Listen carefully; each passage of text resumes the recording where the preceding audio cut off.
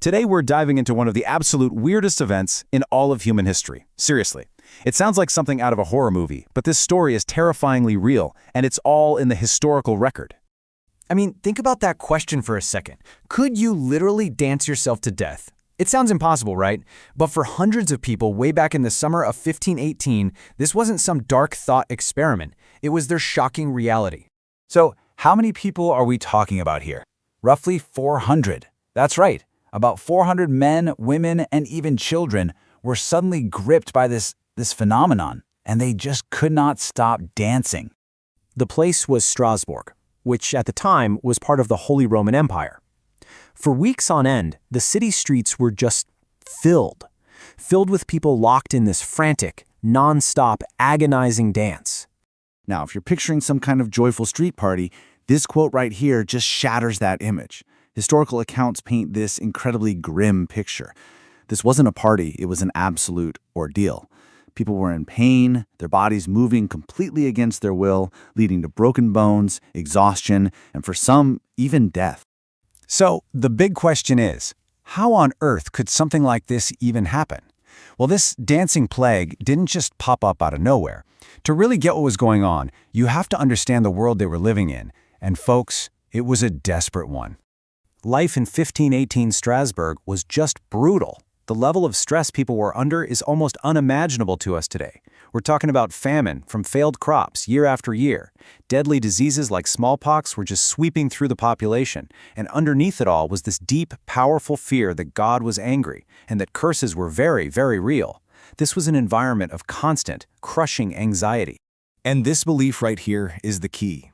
In their world, there was actually a name for something like this, a curse from Saint Vitus. It was a known superstition, this idea that a saint could make you dance uncontrollably. So when people suddenly started dancing, their brains didn't think medical anomaly. They immediately thought it's the curse. The curse is real and it's happening right now. And it all started with just one person. A woman, Frau Troffea, walked out into the street and just started dancing. And she didn't stop. For days. Then the whole thing spread like wildfire. Within a single week, dozens of other people were dancing right alongside her. By August, a month later, the streets were packed with hundreds, all trapped in the exact same horrifying dance marathon. So, as you can imagine, the city leaders and physicians knew they had to do something. The situation was spiraling out of control. But their solution, which was based on the medical knowledge of the time, turned out to be a truly catastrophic mistake. Okay, so the best medical minds of the 16th century got together. They were working off this old idea of the four humors, and they came to a conclusion. This wasn't some spiritual curse, they said. No. It was a natural illness. The dancer's blood was simply too hot. And hey, if the problem is a dancing fever caused by hot blood, what's the logical cure? Well, their answer is it's as bizarre as it is tragic. You are not going to believe this. They decided the sick had to dance out the fever. I'm not kidding. The city authorities literally leaned into the problem. They built stages in the town square. They hired professional musicians to keep the beat going, thinking this would help burn off the illness. But instead of a cure, they created an amplifier. The constant music, the spectacle of it all, it just encouraged more people to join in. And the death toll from strokes, heart attacks, and pure exhaustion just kept climbing. Eventually, the authorities figured out this was a terrible idea.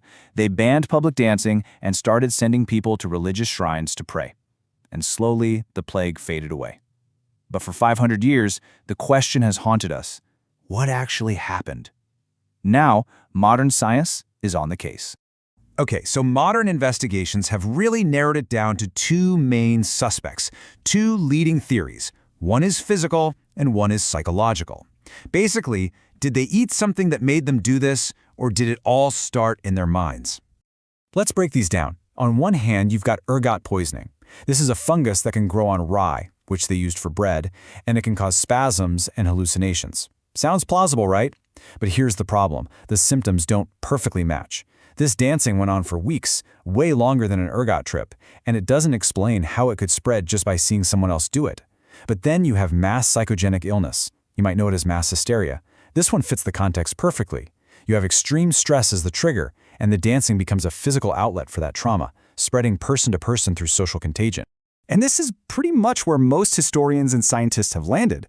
While we can't travel back in time to be 100% certain, the overwhelming consensus, we're talking about a huge majority, points right at mass psychogenic illness, made even worse by all those specific cultural and religious beliefs we talked about. The ergot theory, it just doesn't really hold up. This quote really gets to the absolute core of it. Just try to imagine being under so much pressure, from hunger, from disease, from sheer terror, that your conscious mind basically taps out, it checks out, and your body gets hijacked by all that fear you've been suppressing. That is the terrifying power of the human mind. Now, it's really easy to just write this off as some bizarre fluke from a superstitious, long-gone era. But the mechanism behind the dancing plague, that connection between the mind and body, well, that's deeply human. And you can see its echoes all around us, even today. The details have changed for sure, but the stress is still there. Back in 1518, it was famine and fear of God. Today, we're dealing with immense economic pressures, the never-ending anxiety from social media, and just this constant bombardment of information. Our societies are still incredibly high-stress environments. And you know what? We see the results. Just think about the news stories you've heard. Unexplained fainting spells that suddenly sweep through a high school. Or that recent phenomenon of tic-like behaviors that spread among teenagers through platforms like TikTok. These are modern-day examples of the exact same principle, psychological stress showing up physically and spreading through a group. So, when you get right down to it, the dancing plague isn't just some weird historical footnote. It's a powerful demonstration of a fundamental human vulnerability, one that is absolutely still with us. The conditions that created it, fear, intense stress, and the power of social contagion, they're timeless. So it leaves us with one last, really challenging thought.